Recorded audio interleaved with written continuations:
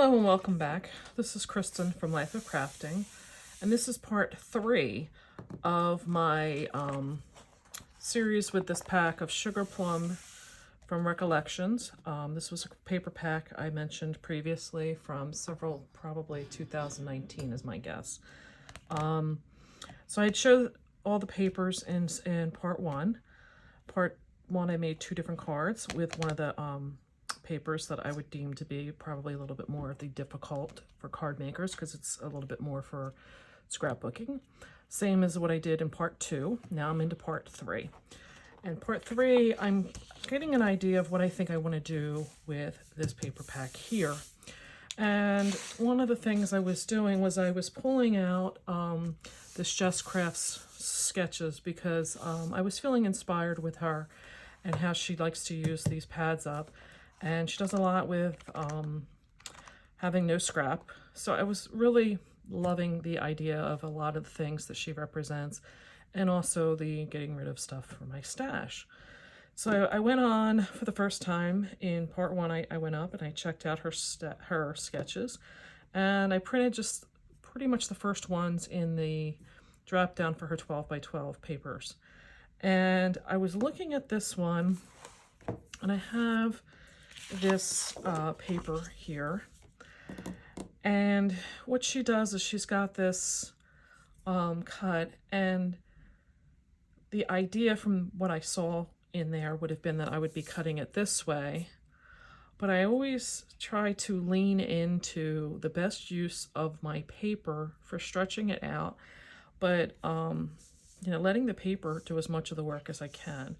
So what I'm thinking is, instead of getting these strips, you know, basically on the side, that would give me nothing but this plain pink, I'm wondering if I can find a way to cut the paper this way and give me, basically take like the 2-inch strip here and cut it so that I have like 1, 2, so I could get like 6 strips maybe this way, and then use the rest of this paper as the background. So the strip would go here and the pink would be behind all of this. And then make this, what she's got here, actually it's a 3 1/4 by 4. I'm guessing that that's a regular cardstock. I misspoke, I misunderstood. So the one strip would go here, which is what I'm looking to do with this evergreen and ball ornaments, and then this would have been the main section, which would be the pink. And I'll probably do something behind here. I've got an idea in my head as to how I'm thinking I want to handle what she's got here in white, because I don't know, I may leave it white, we'll see. But I'm thinking is, I've got, when I went through this paper pack, there is this pattern with Christmas balls on it, and then there's another one as well that's just slightly different. I'm trying to find it right now. There wasn't a lot of difference to it. Here it is, where it's on this blue. So that I'm thinking is, can I, between these 2 pages, sacrifice basically 6 of these balls and use them, fussy cut them out and use them as an accent on this panel and get my sentiment on there. And, you know, try and do a little bit of maybe using some ribbon, because like I mentioned from the beginning, I'm really trying to use up what's in my stash. I'm not discounting, because I did mention before in my first part, I am trying to use up these tags that I got from Hobby Lobby that have this foiled deer on it. I just don't know if I like the balls and the deer. I don't know. So once I get the layout, I'll then decide what my accent piece is going to be. And I'm also trying to use up these other Hobby Lobby sentiments. I just don't know that any of these are really appropriate because the colors, I don't know, maybe the Noel would work. We'll see. So I will be back once I have a concept card for you. Like I said, the other ones I was able to get 2 card designs out of 1 page. I'm thinking I may not be able to do that here. I may only be able to get 1 design. So we'll see. I'll be back. Hello and welcome back. So I have now completed cards, I'll unveil in a minute, from this Jess Crafts template number 7. I did, again, take some leniency with it because I can't seem to follow directions very well. So I used this paper here, and this is what I got out of them. So these, I'll get into in a second. These, I got 4 cards using, oh, there goes my light. Using the side of the paper, and the sketch was calling for me to take like small parts that would be the center of this, and then a section that would be on the side. And I just felt like if I cut them, I wasn't really getting enough of anything kind of to be the center. Yeah, in retrospect, I probably could have done something a little differently and maybe got the 6 out of it, but I was happy how they came out. So for these cards, I used the one side here. Let me bring that paper back in. And then I had this section here, and I used that as a solid base for the inside that comes through. So I'll walk you through how I kind of did this. Was I took the card front, and I just sliced off a section that was 2 1/8 inch so that I could get a reveal kind of to the inside.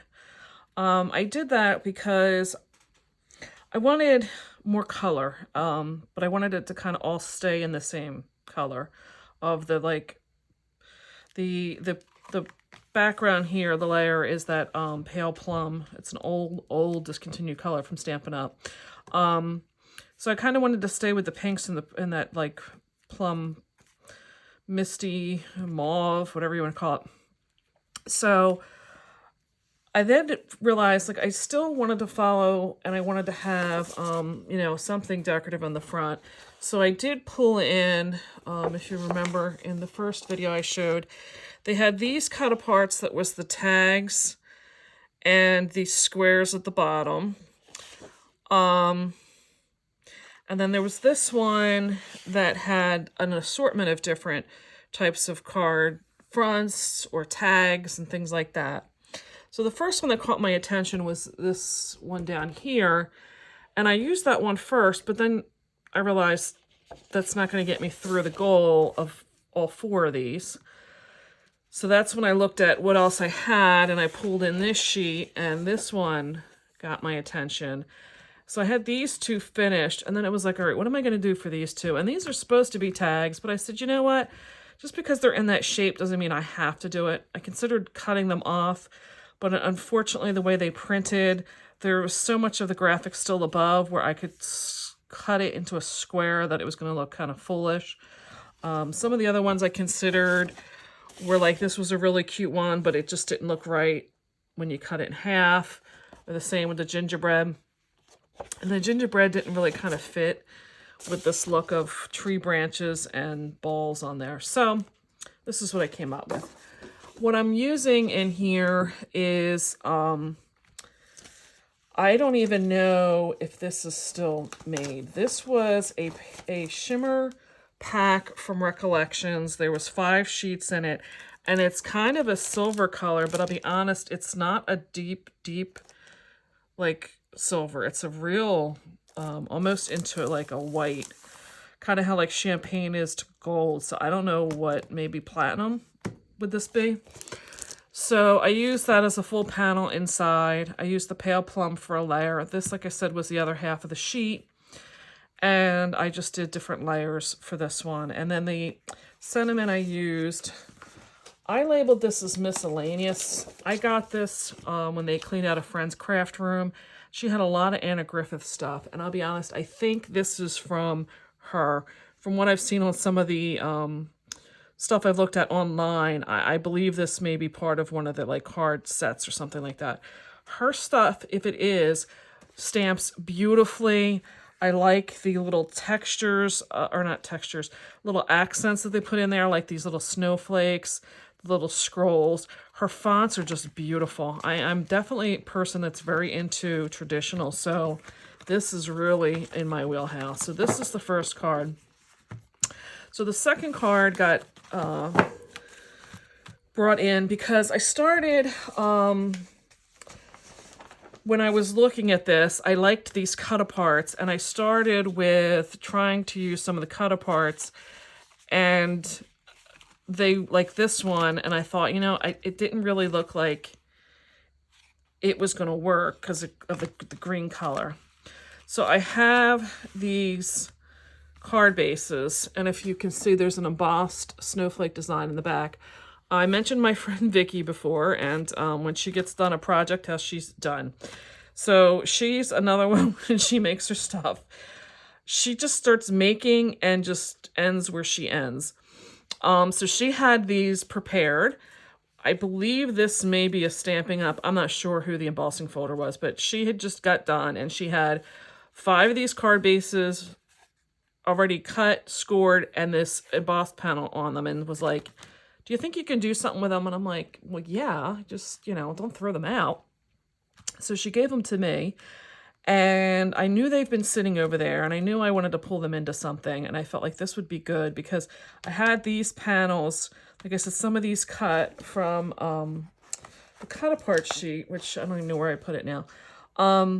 So I said, you know what, let me do something with them. And I had this die out. This is the Pine Wisp die that came out in the Greetery's release for Christmas of 2021, and I loved it, and I had not had a chance to use it yet, and I was actually considering it like peeking out from inside, and then I realized like I wasn't going to be able to do like a sentiment or something, so I had to cut one. You're supposed to cut these apart, and I had not, and it's perfectly fine because for me, it fits on a card panel great. So I didn't really want to cut it up, but so by the time I was done just trying to see with one, I wound up with 5. So they didn't work on these cards, and I said, you know what, let me see if I can find a way to make them work on this card, and that's what I came up with. So because I was already stamping this, I just went ahead and I did a inside sentiment, and I just stuck a snowflake, which I feel like it still needs something else. Like if I was, you know, gonna keep going with it, I'd probably put a rhinestone or something on there, but I gotta end the cards somewhere, so I am just leaving them like that.